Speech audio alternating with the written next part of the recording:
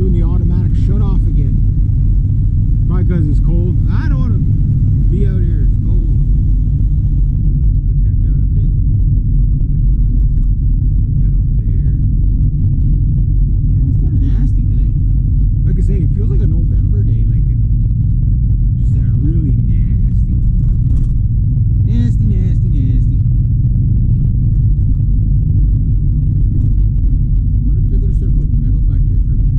There's always like little tidbits of metal.